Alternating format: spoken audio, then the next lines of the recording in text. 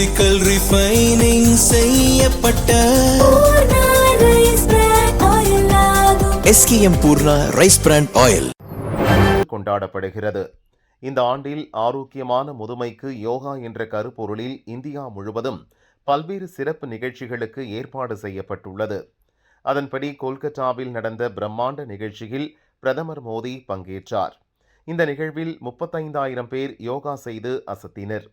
கொல்கத்தாவின் பல்வேறு பகுதிகளில் சிறப்பு யோகா நிகழ்ச்சிக்கு ஏற்பாடு செய்யப்பட்டுள்ளது.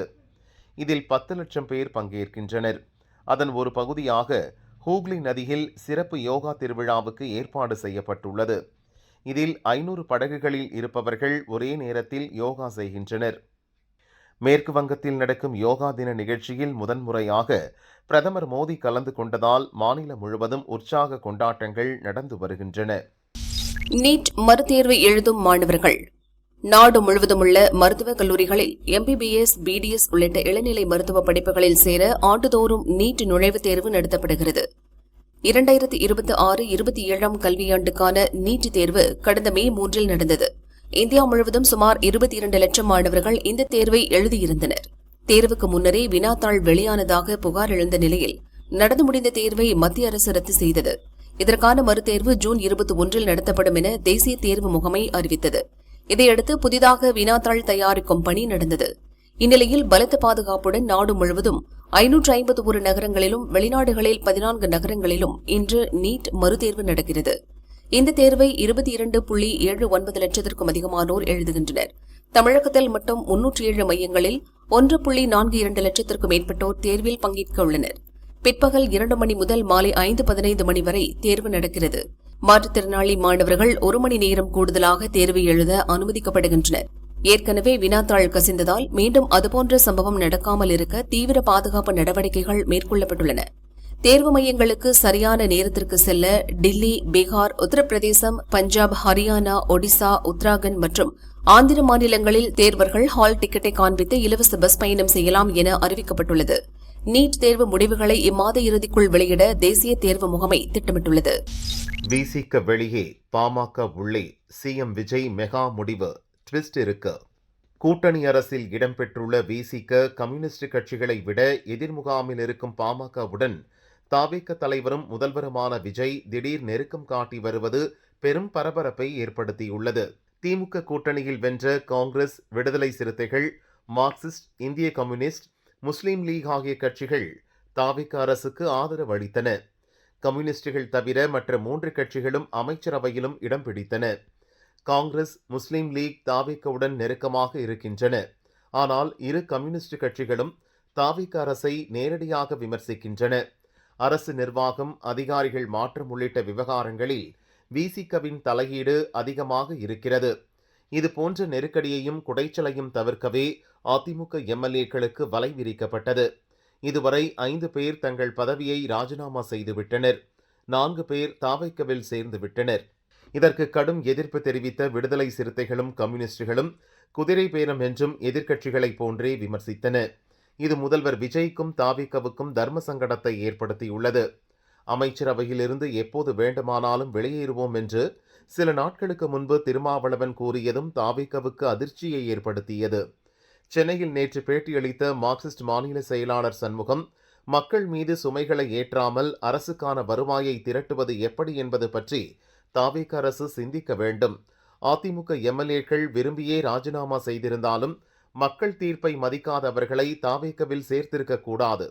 இது போன்ற ஆரோக்கியமற்ற அரசியலை ஊக்குவிக்க கூடாது என்றார். தங்கள் கட்சியின் மூத்த தலைவராக இருந்த மகேந்திரனை தாவேகவில் சேர்த்ததால் கோபமடைந்த இந்திய கம்யூனிஸ்ட் தலைவர்களும் பாலியல் வன்கொடுமை போன்ற பிரச்சினைகளில் தாவேக அரசை விமர்சித்து வருகின்றனர். இதனால்தான் 4 MLAக்களை வைத்திருக்கும் பாமகவுடன் தாவேக அரசு திடீர் நெருக்கம் காட்ட துவங்கியுள்ளது. முதல்வரான பின் எதிர்க்கட்சித் தலைவர்களை சந்தித்த விஜய் பாமக தலைவர் அன்புமணியை அவரது வீட்டில் சந்தித்தார். அதன்பின் ஜாதிவாரி சர்வே நடத்த கோரி பாமக நடத்திய அனைத்து கட்சி கூட்டத்தில் தாவேகவும் பங்கேற்றது. அங்கு நிறைவேற்றிய தீர்மானத்தை கொடுக்க முதல்வர் விஜயை அன்புமணி நேரில் சந்தித்தார்.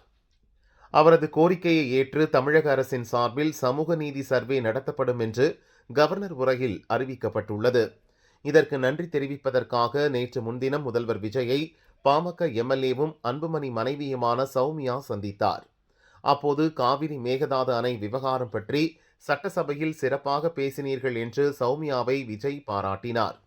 இது அன்புமணிக்கு பெரும் மகிழ்ச்சியை அளித்துள்ளது. இது தொடர்பாக தாவிக மூத்த நிர்வாகி ஒருவர் கூறியது, 2016 அன்புமணிக்கு தேர்தல் வியூக வகுப்பாளராக இருந்த ஜான் ஆரோக்கியசாமி தான் தாவிகவுக்கும் பணியாற்றினார். இவர் மூலமாக ஏற்கனவே அன்புமணிக்கும் விஜய்க்கும் நல்ல நட்பு இருந்து வருகிறது. இப்போது விசிக கம்யூனிஸ்ட் கட்சிகள் குடைச்சல் கொடுத்து வரும் நிலையில் பாமகவின் 4 எம்எல்ஏக்களின் ஆதரவு எப்போது வேண்டுமானாலும் கை கொடுக்கும் என்று முதல்வர் விஜய் நம்புகிறார். அதனால்தான் பாமகவுக்கு மிகுந்த முக்கியத்துவம் கொடுத்து வருகிறார். 2014 முதல் பாரதிய ஜனதா கூட்டணியில் இருந்தாலும் மத்திய அமைச்சர் பதவி கொடுக்காததால் அதிருப்தியில் உள்ள அன்புமணி தரப்பும் தாவேக நெருக்கத்தை விரும்புகிறது. ஒருவேளை விசிக வெளியேறினால் அந்த அமைச்சர் பதவியை பாமகவுக்கு கொடுக்கவும் சௌமியா அந்த பதவிக்கு வரவும் வாய்ப்புள்ளது என்று அவர் கூறினார். தமிழகத்தில் நேரடியாக களமிறங்கும் அமித்ஷா. தமிழகத்தில் பாஜவை பலப்படுத்தும் நடவடிக்கையில் மத்திய உள்துறை அமைச்சர் அமித்ஷா நேரடியாக களமிறங்குகிறார். இதுகுறித்து பாஜ வட்டாரங்கள் கூறியதாவது, மேற்கு வங்கத்தில் பாஜ ஆட்சியை பிடித்ததை தொடர்ந்து அமித்ஷாவின் கவனம் தமிழகம் பக்கம் திரும்பியுள்ளது.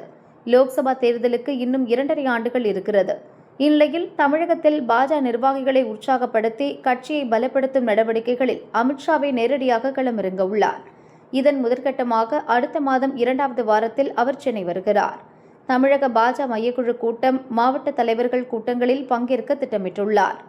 அதன்பின் 2 மாதங்களுக்கு ஒருமுறை சென்னை, கோவை, ராமநாதபுரம், கன்னியாகுமரி என அடுத்தடுத்து தமிழகம் முழுதும் சுற்றுப்பயணம் செய்து பாஜ பூத் கமிட்டி நிர்வாகிகளின் கூட்டங்களில் அமித்ஷா பங்கேற்க உள்ளார். தற்பொழுது பாஜ மேலிடம் அறிவுறுத்தலில் தமிழக பாஜ தலைவர் நயினார் நாகேந்திரன் உள்ளிட்ட நிர்வாகிகள் பல்வேறு துறைகளில் சிறந்து விளங்கும் முக்கிய நபர்களை சந்தித்து பிரதமர் மோடியின் 12 ஆண்டு கால ஆட்சியின் சாதனைகள் பற்றிய தொகுப்புகளை வழங்கி வருகின்றனர். அந்த முக்கிய பிரமுகர்களையும் அமித்ஷா நேரில் சந்தித்து பாஜ ஆட்சி குறித்து கருத்துக்களை கேட்டறிய உள்ளார் என அந்த வட்டாரங்கள் கூறின. அமித்ஷாவின் அடுத்த டார்கெட் பஞ்சாப். 117லும் தனித்து களம். டெல்லியை ஆம் ஆத்மியிடமிருந்து கைப்பற்றி பாஜவின் ரேகா குப்தா முதல்வராக உள்ளார். ஒடிஷாவில் நவீன் பட்நாயக்கை தோற்கடித்து பாஜக வெற்றி. அசாமில் மீண்டும் பாஜக வெற்றி. மேற்கு வங்கத்திலோ மம்தா பானர்ஜிக்கு படுதோல்வியை கொடுத்து அவரது கட்சியே இப்போது உடைந்துவிட்டது. இப்படி தான் எடுத்த வேலையை பாஜவின் வெற்றியாக மாற்றியவர் மத்திய உள்துறை அமைச்சர் அமித்ஷா. இவரது அடுத்த இலக்கு பஞ்சாப் என கூறப்படுகிறது. இங்கு ஆம் ஆத்மியின் பகவந்த் மான் முதல்வராக உள்ளார். பயங்கர குடிகாரர் என இவர் மீது பலத்த குற்றச்சாட்டு உண்டு. அத்துடன் சட்டசபைக்கும் குடித்துவிட்டுதான் வருகிறார் என எதிர்க்கட்சிகள் தொடர்ந்து குற்றம் சாட்டி வருகின்றன. 2027 பிப்ரவரி அல்லது மார்ச்சில் பஞ்சாபில் சட்டசபை தேர்தல் நடக்கிறது. 2022 நடந்த தேர்தலில் பஞ்சாப் லோக் காங்கிரஸ், சிரோமணி அகாலிதளம் கட்சிகளுடன் கூட்டணி அமைத்து போட்டியிட்ட பாஜ தோல்வியடைந்தது. இம்முறை 117 தொகுதிகளிலும் தனித்து போட்டியிட பாஜ முடிவெடுத்துள்ளது.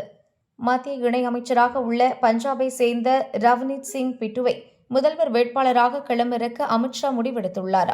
இப்போது ராஜ்யசபா எம்பியாக உள்ள பிட்டுவின் பதவிக்காலம் இம்மாதம் முடிவடைகிறது. முதல்வர் வேட்பாளராக அறிவிக்க இருப்பதால் மீண்டும் ராஜ்யசபா பதவி வழங்கப்படவில்லை. பிட்டுவின் குடும்பம் பல ஆண்டுகளாக அரசியலில் ஈடுபட்டு வருகிறது. காங்கிரஸைச் சேர்ந்த இவரது தாத்தா பிஎன் சிங் பஞ்சாப் முதல்வராக பதவி வகித்தார். காலிஸ்தான் தீவிரவாதிகளால் 1995 படுகொலை செய்யப்பட்டார். டெல்லியை கெஜ்ரிவாலிடமிருந்து பறித்தது போல பஞ்சாபிலும் பாஜவின் வெற்றிக்காக களமிறங்கியுள்ளார் அமித்ஷா. ஆனால் தமிழகத்தில்தான் அமித்ஷாவின் மேஜிக் வேலை செய்யவில்லை. 1.5 லட்சம் நெல் மூட்டைகள் மழையில் நனைந்து சேதம். நெல் மணிகள் முளைத்து கிடக்கும் அவலம். கும்பகோணம், திருவிடைமருதூர், பாபநாசம் சுற்றுவட்டார பகுதிகளில் அறுவடை செய்யப்படும் நெல் பட்டீஸ்வரம் அருகே திறந்தவெளி சேமிப்பு கிடங்கில் வைக்கப்பட்டுள்ளன. 30,000 டன் வரை சேமித்து வைக்கக்கூடிய அந்த திறந்தவெளி கொள்முதல் நிலையத்தில் தற்போது 25,000 டன் நெல் மூட்டைகள் இருப்பு வைக்கப்பட்டுள்ளன. நெல் மூட்டைகள் அரவைக்காக அனுப்பி வைக்காமல் பல மாதங்களாக தேங்கி கிடக்கின்றன. தார்பாய்கள் கிழிந்து நெல் மூட்டைகள் சேதமாகி உள்ளன. பல நெல் மூட்டைகள் மூடப்படவில்லை. நாள்பட்ட சாக்குப்பைகள் கிழிந்து நெல் மணிகள் கீழே கொட்டியும் மூட்டைகளிலே முளைத்தும் காணப்படுகின்றன. இச்சூழலில் நேற்று இரவு கும்பகோணத்தில் பலத்த மழை பெய்தது. நெல் சேமிப்பு கிடங்கு முழுவதும் மழைநீர் தேங்கியது. சுமார் 1.5 லட்சம் நெல் மூட்டைகள் மழையில் நனைந்து வீணாகி வருகின்றன. இது தொடர்பாக ஆய்வு செய்து நடவடிக்கை எடுக்கப்படும் என வேளாண் அமைச்சர் வினோத் கூறினார். நேற்று மழை பெஞ்சிருக்கு, திறந்தவெளி நெருப்புலாம் திட்டமிட்ட பாதுகாப்பு காலையில தான் ஊருக்கு வந்துருங்க. அடுத்தடுத்து நிறைய ஆய்வுலாம் மேற்கொள்ள இருக்கும்.